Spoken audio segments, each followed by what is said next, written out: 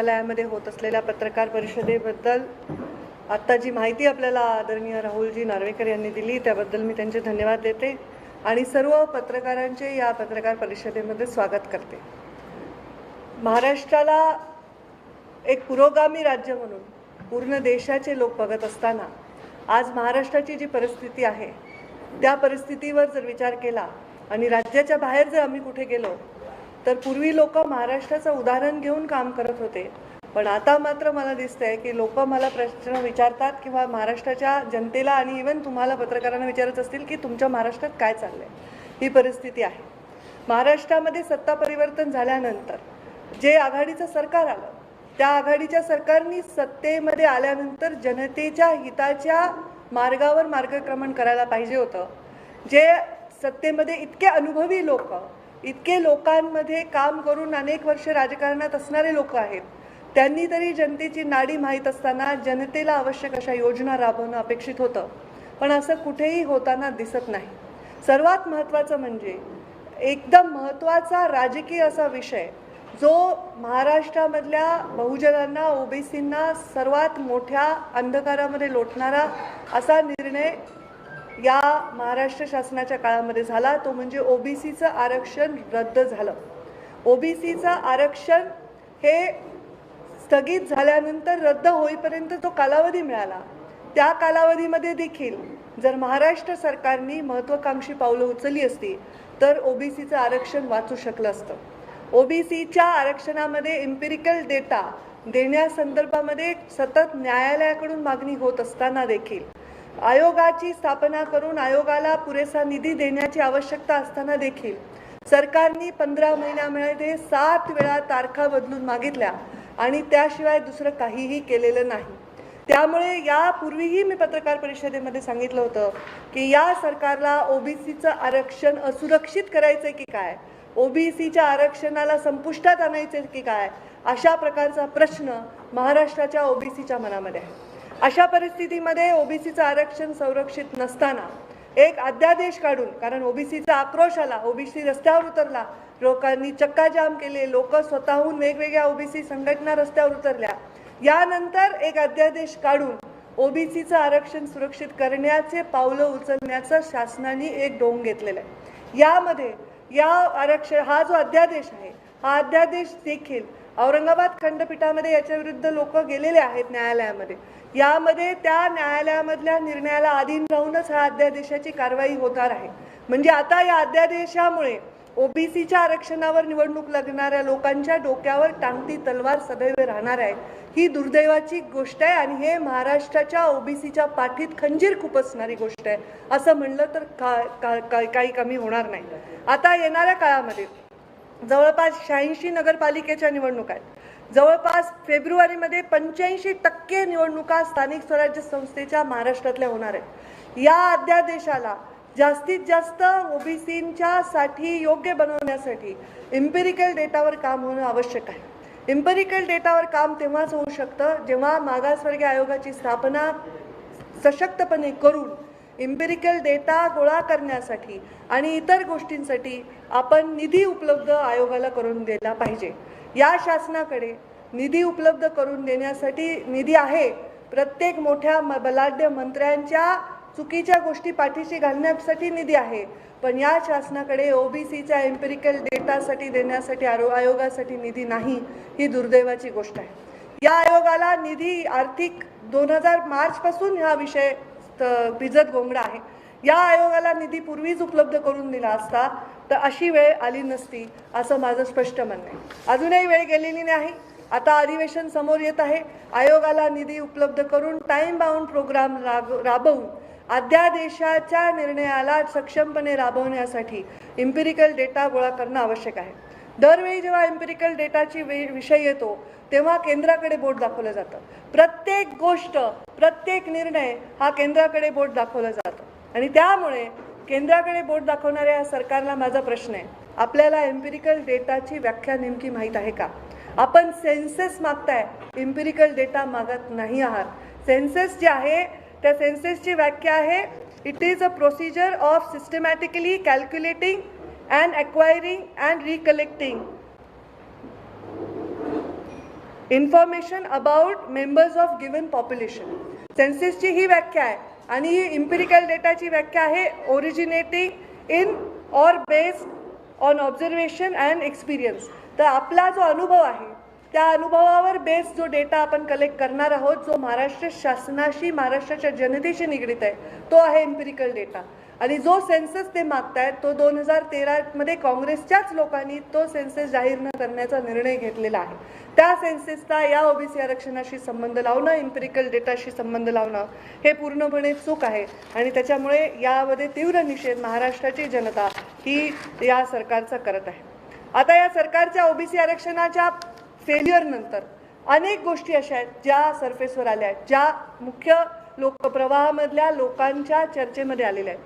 आपण जर पाहिलं की महाराष्ट्र दुष्काळग्रस्त होता, जेव्हा आम्ही सरकारमध्ये काम करत होतो तेव्हा आम्ही पाणी शोधायला निघालो होतो आणि आता या सरकारमध्ये इतकी अतिवृष्टी झालेली आहे की पाणी नको नको म्हणायची वेळ महाराष्ट्राच्या जनतेवर आणि सरकारवर आणि शेतकऱ्यांवर आली आहे. पाणी कमी झालं किंवा जास्त झालं याचा परिणाम शेतकऱ्यांपुरता मर्यादित राहिला नाही. लोकांची घरं वाहून गेली आहेत, लोकांचे रस्ते पुलं वाहून गेले आहेत, मोठ्या प्रमाणात धान्याचं नुकसान झालेलं आहे, मोठ्या प्रमाणात शासकीय इमारतीचं नुकसान झालेलं आहे. आणि या अतिवृष्टीच्या पाहणीसाठी सर्वात पहिल्यांदा आम्ही भारतीय जनता पार्टी म्हणून आमचे विरोधी पक्ष नेते, दोन्ही सभागृहाचे विरोधी पक्ष नेते, आमचे प्रदेशाचे अध्यक्ष, आम्ही स्वतः बांधावर गेलो, शेतकऱ्यांचे अश्रू पुसण्यासाठी गेलो. जेव्हा आम्ही बांधावर गेलो तेव्हा शेतकऱ्यांनी हेच सांगितलं की आम्हाला प्रधानमंत्री नरेंद्र मोदीची प्रधानमंत्री कृषी सन्मान योजनेची रक्कम वगळता कुठलीही रक्कम गेल्या 2 वर्षात मिळालेली नाही. कुठल्याही प्रकारचा पीक विमा हा न्याय्य प्रकारे शेतकऱ्यांना मिळालेला नाही. एवढंच नाही तर या अतिवृष्टीचे तात्काळ पंचनामे करून शेतकऱ्यांना मदत जाहीर करण्याचा वेळोवेळी आम्ही आग्रह धरल्यानंतर मदत जाहीर झाली, पण ही मदत देखील अत्यंत तुटपुंजी आहे आणि ती सुद्धा शेतकऱ्यांच्या अकाउंटपर्यंत पोहोचलेली नाही. ही आज शेतकऱ्यांच्या आक्रोशाची सर्वात महत्त्वाचा मुद्दा आहे. यामुळे आता या परिस्थितीमध्ये शेतकऱ्यांच्या या परिस्थितीमध्ये लोकांची घरं वाहून गेली, मालमत्तेचं नुकसान झालंय. अशा परिस्थितीमध्ये वीज बिलाची सक्तीने वसुली हा अत्यंत गंभीर विषय. आजच भारतीय जनता पार्टीच्या माध्यमातून प्रत्येक तहसीलमध्ये निवेदन देण्याचा आम्ही एक कार्यक्रम घेतलेला आहे. गरीब माणूस ज्याच्याकडे स्वतःच्या घरामध्ये पेटवायला एक बल्ब नाही त्याला 25-25, 30-30 हजाराची बिलं आलेली आहेत आणि मोठे जी इंडस्ट्री 2-2 वर्ष बंद आहे त्यांना लाखो रुपयाची बिलं आलेली आहेत आणि ज्या ठिकाणी वीज महिने गावामधली वीज बंद आहे तिथे लोकांना बिलं आलेली आहेत आणि ही सक्तीची वसुली चालू असून त्या वसुलीच्या अगेन्स्ट लोकांचे लाईट कनेक्शन तोडण्याचं पाप हे सरकार करत आहे. आमचा जेव्हा काळ होता तेव्हा त्यांना सवलत देण्याचं काम आम्ही केलं होतं आणि विजेची वसुली सक्तीची केली नव्हती. शेतकऱ्यांचे विजेचे कनेक्शन तोडले नव्हते, ग्रामीण भागातील जनतेचे कनेक्शन तोडले नव्हते. आत्ताच आपण जर बघितलं की नुकत्याच शाळा सुरू झाल्या तर सगळ्या शाळांना वीज बिलाच्या अभावी शाळांचे विजेचे कनेक्शन तोडून टाकले. म्हणजे एकीकडे तुम्ही विद्यादानाचं काम करण्यासाठी शाळा सुरू करताय, दुसरीकडे इलेक्ट्रिकल कनेक्शन तोडताय. त्यांच्या 2 विभागामध्ये कुठल्याही प्रकारचा संवाद नाही, कुठल्याही प्रकारचं संभाषण नाही हे स्पष्ट दिसत येत आहे. उलट विसंवाद आहे, कारण 3 पार्ट्यांचं हे 3 तिघाडा काम बिघाडा सरकार आहे आणि यांच्या विसंवादामुळे 2 विभागांमध्ये विसंवाद असल्यामुळे अशा प्रकारचे प्रश्न निर्माण होत आहेत. आता आपण जर बघितलं एक महागाईवर मोर्चा काढत होते महाआघाडीचे सर्व घटक, महागाई कमी करा. केंद्र शासनाने अत्यंत महत्त्वाचा निर्णय घेतला. इंधनावर उत्पादन करामध्ये 5 रुपयाची कपात ही केंद्र सरकारने केली. त्याच्यानंतर त्याचं स्वागत करून जवळपास 25 राज्यांनी इंधनावरील राज्याचा व्हॅट कमी करण्याचा निर्णय घेतला, पण महाराष्ट्र शासनाने तो निर्णय अद्यापही घेतला नाही. मग यांच्या महागाईच्या मोर्चाला अर्थ काय? जे काही द्यायचे ते केंद्राच्या खिशातून द्या, आमच्या राज्याच्या खिशातले जे काही पैसे आहेत ते फक्त मंत्र्यांच्या आणि भ्रष्ट अधिकाऱ्यांच्या खिशात जाण्यासाठी आहेत की काय, असा प्रश्न सामान्य माणूस विचारल्याशिवाय राहणार नाही. ही परिस्थिती आहे. आज आपण बघतोय एसटी कर्मचाऱ्यांचं जे आंदोलन आहे प्रचंड चिघळलेलं आहे. त्यांची परिस्थिती इतकी बिकट आहे की माझ्यासारख्या माणसाला त्यांच्याशी काय बोलावा हा प्रश्न पडतो. मी अनेक ठिकाणी आंदोलनाला भेट दिली, मी आंदोलनाविषयी सहानुभूती देखील व्यक्त केली. काही निर्णय राज्य शासनाला घेणे कठीण असेल तर संभाषणाने त्याच्यातून मार्ग निघू शकतात, पण त्याच्यासाठी संभाषण करायची गरज आहे. कोणी आंदोलन करतंय, कोणी उपोषण करतंय, कोणी काही रस्त्यावर बसून एखाद्या गोष्टीची मागणी करते, शासनाला एवढा अहंकार झाला आहे की त्यांची दखलसुद्धा घेतली गेली नाही. या एस टी कर्मचाऱ्यांची दिवाळी अंधारात गेली, यांचा दसरा निघाला. या एस टी कर्मचाऱ्यांना भेटायला कोणतेही आमदार खासदार गेले नाही. जेव्हा या एस टी कर्मचाऱ्यांना विचारण्यासाठी आमचे कार्यकर्ते गेले, तेव्हा कुठे मंत्र्यांनी जाग घेऊन एस टी कर्मचाऱ्यांशी बोलण्याची तयारी दाखवली. पण या बोलण्याच्या तयारीत नकारात्मकतेपासूनच सुरुवात झाली. जो अजेंडा या सर्व पक्षांच्या वचननाम्यामध्ये आहे, तो अजेंडा पूर्ण करण्यासाठी यांना एवढा अडचण होण्याचं कारण काय? आम्ही सांगितलं होतं आम्ही ओबीसीला संरक्षण देऊ, आम्ही सांगितलं होतं आम्ही मराठा समाजाला आरक्षण देऊ, आम्ही सांगितलं होतं आम्ही कर्जमाफी करू. या महत्त्वाच्या 3 मुद्द्यावर आम्ही जो वचन दिलं होतं 2014 मध्ये सरकार येण्यासाठी, ते वचन आम्ही पूर्ण केलं आणि तात्काळ तसे निर्णय घेतले. या सरकारमध्ये असताना देखील यामध्ये निर्णय घेण्याची त्यांच्यामध्ये पूर्ण ताकद असताना देखील निर्णय घेतले नाही. याच्याबद्दल मला आणि महाराष्ट्रातील जनतेला आश्चर्य होत आहे. या सरकारने एकच गोष्ट केली आहे, वीज बिल वसुली बंद करा म्हणलं तर वीज बंद करून टाकलेली आहे. या सरकारने वैधानिक विकास महामंडळ बंद करून टाकली आहे, जेणेकरून राज्याचा अनुशेष जिथे असतो तिथे विकासाला गती मिळते, तेही बंद करून टाकलेत. ज्या सुंदर योजना आमच्या सरकारने सुरू केल्या होत्या त्या योजनांना पूर्णपणे बंद करून टाकलेलं आहे. त्याच्यामध्ये वॉटर ग्रीड ही अत्यंत महत्त्वाकांक्षी मराठवाड्याची योजना ती बंद केली. जलयुक्त शिवारसारखी लोकप्रिय असणारी जनहिताची योजना ती रखडवून टाकली. थेट निवडणूक सरपंचांची होत होती ते निर्णय रद्द केला. ऑनलाईन शिक्षक बदल्या हा अत्यंत चांगला निर्णय, कोर्टाने त्याचं कौतुक केलंय, हा निर्णय रद्द केला. या सरकारमध्ये योजना सर्व बंद होत आहेत, पण भ्रष्टाचार मात्र जोरात चालू आहे. मंत्रालय बंद राहत आहे, पण दुकानदारी मात्र जोरात चालू आहे. या सरकारच्या या सगळ्या वागण्याकडे आणि त्याचबरोबर आज जर आपण बघितलं की महाराष्ट्रातील प्रमुख जी पदं आहे, एखाद्या मंत्रालयाकडे बघताना आपण म्हणतो या मंत्रालयामधला मुख्यमंत्री पद महत्त्वाचं आहे, त्याच्या खालोखाल या राज्याला सुरक्षित करणारं गृहमंत्री पद हे महत्त्वाचं आहे.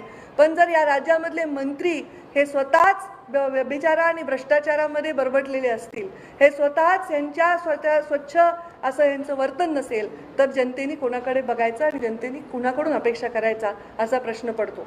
त्यामुळे माझी अपेक्षा आहे की या सरकारकडनं आता लोकांना अपेक्षा राहिलेली नाही. येणाऱ्या निवडणुकांमध्ये लोक सरकारला इंगा दाखवल्याशिवाय राहणार नाही. पण तरीही तुम्ही ज्या खुर्चीवर विराजमान आहात त्या खुर्चीवरून लोकांना दिलेला शब्द पाळणं हे तुम्हाला क्रमप्राप्त आहे. तुम्ही नाही पाळलात तर विरोधी पक्ष म्हणून आम्ही पूर्णपणे तीव्र आंदोलन करून आमच्या जनतेच्या आवाजात आवाज मिसळून आमच्या सगळ्या मागण्या, जनतेच्या मागण्या मान्य करण्यासाठी आम्ही सदैव संघर्ष करू, हा आमचा निर्णय आहे.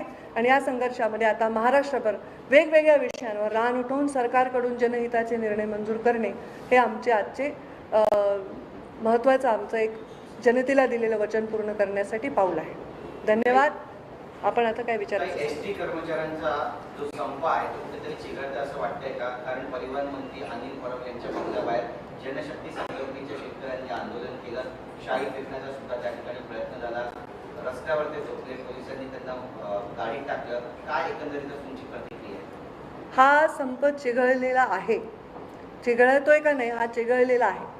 जेव्हा एखादा संघटना आंदोलन करते तेव्हा त्यांच्या सगळ्याच मागण्या मान्य करता येतात असं नाही, पण त्यांच्याशी चर्चा करणं महत्त्वाचं आहे. मी स्वतः ग्रामीण विकास मंत्री राहिले. सगळ्यात जास्त संघटना ग्रामीण विकास मंत्रालयाला असतात. आरोग्य सेवकांची संघटना असेल, सरपंचांची संघटना असेल, शिक्षकांची संघटना असेल, वेगवेगळ्या अभियंत्यांची संघटना असेल, या सगळ्यांशी वेळोवेळी भेट देऊन त्यांचे प्रश्न मार्गी लावण्यासाठी आम्ही निर्णय घेतले. मी महिला बालकल्याण मंत्री असताना अंगणवाडी सेविकांचा संप खूप गाजला होता. तेव्हा मुख्यमंत्री देवेंद्र फडणवीस होते. तेव्हा अंगणवाडी सेविकांचा मानधन वाढीसाठी आम्ही त्यांच्याशी चर्चा केली. प्रत्यक्षात काय करता येणं शक्य याच्यावर चर्चा केली. त्यामुळे चर्चेतून प्रश्न सुटतात. या सरकारने चर्चा करायला खूप विलंब लावल्यामुळे हा संप चिघळला असं माझं मत आहे. असा आरोप केला जातोय की एसटी कर्मचाऱ्यांचं आंदोलन भाजप पेटवतं, त्यामुळे वाद चिघळत चालला. जर सरकारने योग्य निर्णय घेतले तर कोणतेही आंदोलन पेटू शकत नाही. कारण जेव्हा आम्ही सरकारमध्ये होतो तेव्हा आंदोलन पेटवणाऱ्यांनी तो प्रयत्न केला, पण तो फेल झाला नाही, कारण सरकारची भूमिका ही सकारात्मक होती. अनिल परब म्हणतात पोळी भाजावी पण पोळी जळणार नाही याची सुद्धा खातरजमा करावी. चांगलं म्हणतायत ते. आता जळू नये पोळी याची खातरजमा करायला पाहिजे.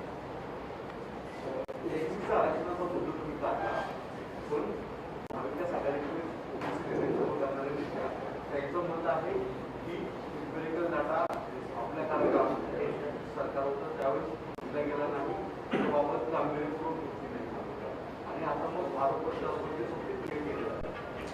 इम्पेरिकल डाटा आमच्या सरकारमध्ये आम्ही मागणी केली आणि नाही दिला, हेच उत्तर आहे की आमचं केंद्र सरकार हे कोणत्याही सरकारविषयी बायस नाही.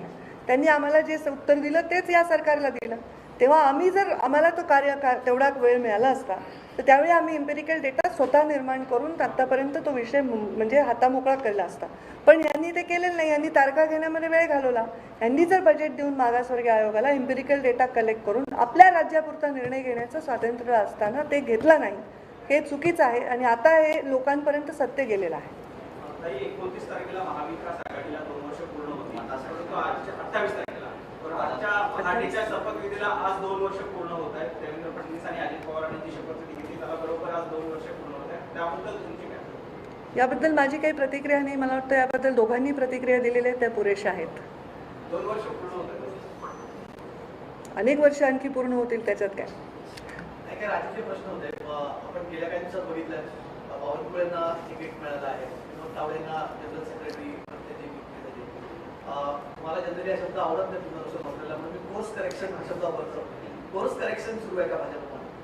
हे पहा, भारतीय जनता पार्टीमध्ये एक संघटनेची आपली एक व्यवस्था आहे आणि या व्यवस्थेमध्ये आज विनोदजी तावडे यांना महामंत्रीपद दिलं, केंद्रीय महामंत्रीपद दिलं, याचं मला आनंद आहे. मी त्यांचं अभिनंदन केलंही आहे आणि त्यांचा अनुभव आहे. ते विरोधी पक्षनेते राहिलेले आहेत, त्यांनी महाराष्ट्राच्या राज्याच्या प्रमुख भूमिका निभावलेल्या आहेत आणि त्यामुळे त्यांना ते पद दिलं तर त्याच्यामध्ये नक्की संघटनेमध्ये ताकद देण्याचं ते काम करतील.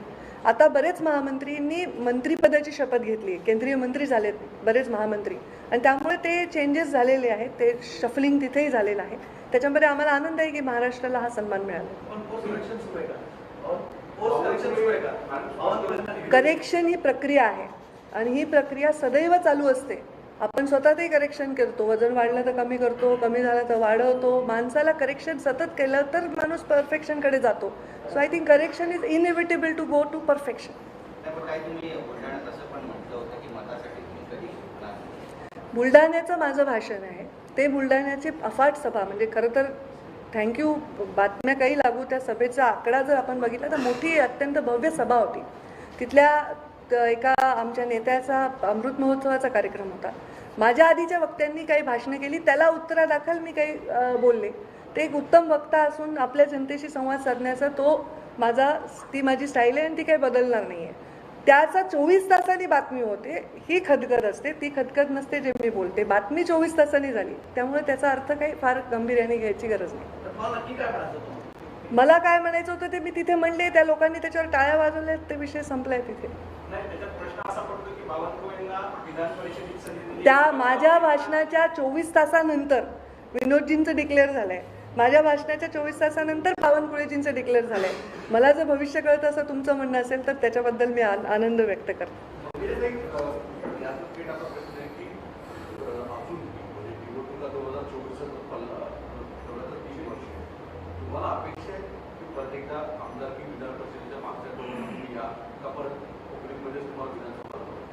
मला आता कशाचीच अपेक्षा नाही, कारण मला आधीही अपेक्षा नव्हती. मी कधीही असं म्हटलं नाही की माझी काही अपेक्षा आहे. माझी पब्लिक हे माझ्यासाठी एक प्लस पॉईंट माझा आहे. आजही माझं आपण जर पाहिलं की माझे मध्य प्रदेशपासून महाराष्ट्रापासून जर दौरे आपण पाहिले की एक सदैव असा आरोप होता पंकजा मुंडे घरात बसल्या, ते कोविडमुळे मी घरात होते, कारण लोकांची मला काळजी आहे. ज्या पद्धतीची गर्दी कार्यक्रमांना होते तर त्या लोकांना काही इजा होऊ नये हे माझं दायित्व आहे. आणि आता जर आपण पाहिलं की नाशिक, नगर, पुणे, बीड, बुलढाणा माझे दौरे महाराष्ट्रभर चालू आहेत आणि मी माझं काम करते. त्यामुळे मला वाटत नाही की कोणत्या पदाने माझा त्या जीवनावर किंवा त्या पब्लिक इमेज आणि पॉप्युलरिटीवर परिणाम होईल. कांग्रेस नेता मनीष तिवारी की बुक एक आ रही है जिसमें उन्होंने मुंबई में जो 26/11 हमला हुआ था उसका उल्लेख किया है और उस समय उन्होंने बताया कि जिस तरह पाकिस्तान पे एक्शन नहीं लिया गया था कहीं ना कहीं मनमोहन सरकार की एक कमजोरी थी और जिस तरह एक्ट किया जाना चाहिए था, रिप्लाई किया जाना उस तरह नहीं किया. इस तरह का खुलासा कांग्रेस के नेता कर रहे हैं, आपकी क्या प्रतिक्रिया? एक्चुअली मैंने कुछ देखी नहीं प्रतिक्रियाएं, क्या बात कर रहे हैं. पर 26/11 का जो हमला हमारे ऊपर हुआ है ये बहुत बड़ी दुख भरी बात है. मैंने अपने बहुत सारे मेरे जो मित्र परिवार हैं उनको उसमें खोया है, तो ये गंभीर बात है और इसमें अभी आरोप प्रत्यारोप की कोई गुंजाइश होनी नहीं चाहिए, क्योंकि ये हमारे देश की बात है और जब देश की बात होती है तो सारे पार्टीज के सवाल जवाब एक ही तरफ जाने चाहिए, देश हित के तरफ, तो आपस में लड़ने की कोई बात नहीं।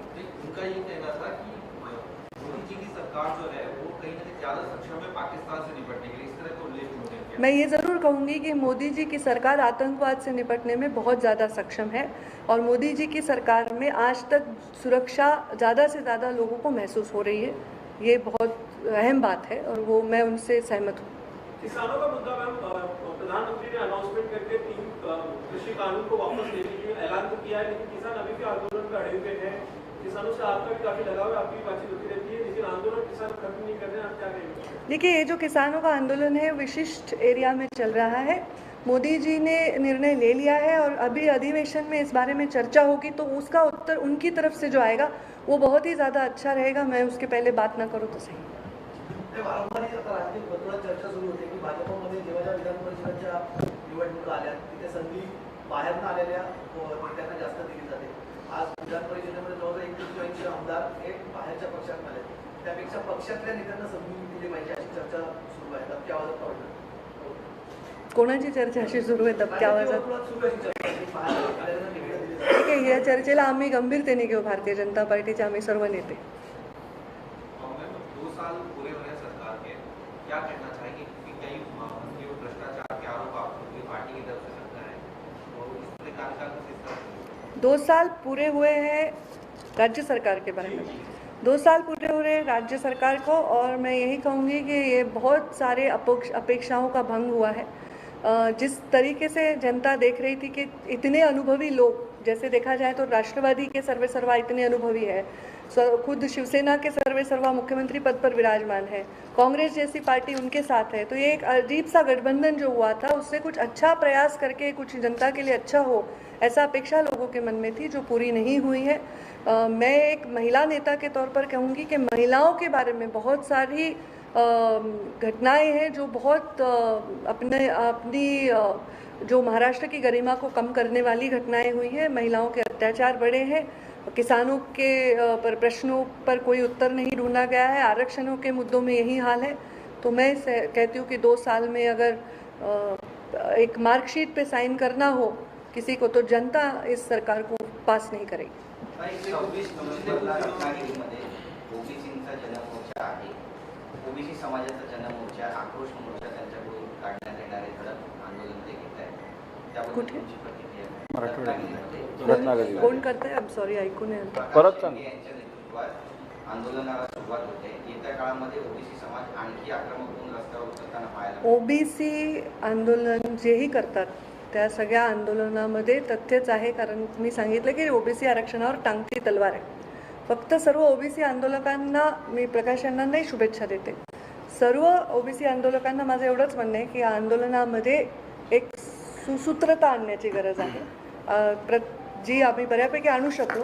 सगळे वेगवेगळे आंदोलन न करता सर्वांनी एकत्र राजकीय जोडे बाजूला ठेवून जर आंदोलन केलं तर यश येईल, जे आम्ही करून पाहिलं आणि त्याच्यामुळे अध्यादेश निघाला आहे। आणि असंच ओबीसीचं प्रेशर कायम राहिलं तर ओबीसी आरक्षण संरक्षण मिळाल्याशिवाय राहणार नाही। लास्ट क्वेश्चन, एक महिलेला स्थान द्या। स्थानिक स्वराज्य संस्थांच्या ज्या निवडणुका होत आहेत त्याची जी जाती आरक्षण आहे ते साधारण पुढच्या महिन्यामध्ये येणं अपेक्षित आहे, डिसेंबरमध्ये होईल अशी चर्चा आहे।